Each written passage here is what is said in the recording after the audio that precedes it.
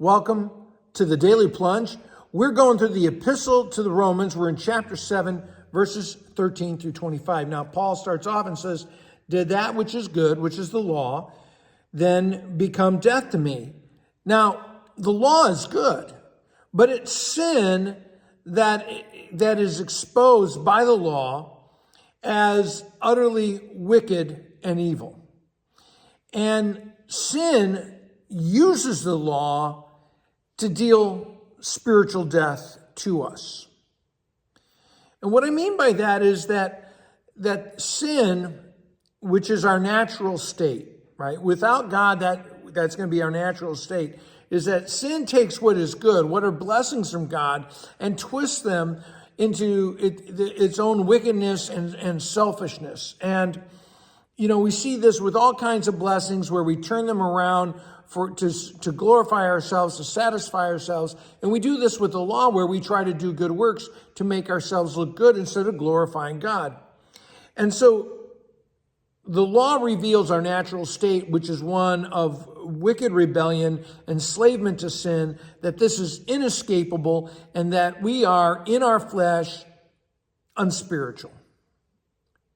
And the law reminds us of our sin, and it slays us by the law, making us liable to eternal wrath. It makes clear that even though we, in the natural state, in our state of sin, we try to be ignorant of God's wrath, but with the law, it makes it clear. And the law is spiritual in that it's of the Spirit. It is from the will of God, right? And the law is there because God is majestic and righteous and holy. And we are not. We are not spiritual. We are of the flesh in our natural state. And so Paul talks about this, how I keep doing what I don't want to do because the flesh is a law as well. There's a spiritual law, and then there's law of the flesh. And the flesh has its demands, its insatiable desires, and it keeps, raging against the spiritual within us. And what's funny is that it's only the baptized who have the Holy Spirit who recognize this battle is going on. Because if you're the natural man and you're okay with sin, you don't care. You don't see this stuff. And so within us, we have the Spirit, the law of the Spirit, and we have the law of the flesh struggling within us. And the law of the flesh is a law of slavery, trying to take us prisoner again. Now, those who are blind to the law of God, the spiritual law, they go ahead and they keep trying to satisfy the law, keep trying to do by their good works, but it just digs the hook in deeper and deeper. And so, that's what Paul's saying. I find that this law is at work, and although I want to do good, evil's right there with me. Even my good deeds turns out to be selfish and wicked. And so in my inner being, I delight in God's law, but another law, the law of the flesh, is working in me, waging against the law of God, making me a prisoner.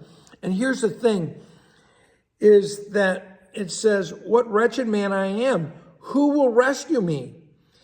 A person must have something other than the law, something more than the law to save us. My friends, Christianity is not sin management, because I cannot manage my sin. It keeps going. I can't control it because I am utterly lost. I am in inescapable sin. What Christianity is trusting in Jesus Christ. And as he says, "Who will rescue me from this body that is subject to death, the death that comes by the law? Thanks be to God who delivers me through Jesus Christ my Lord." So then I myself in my mind am a slave to God's law, but in my sinful nature, I'm a slave to sin.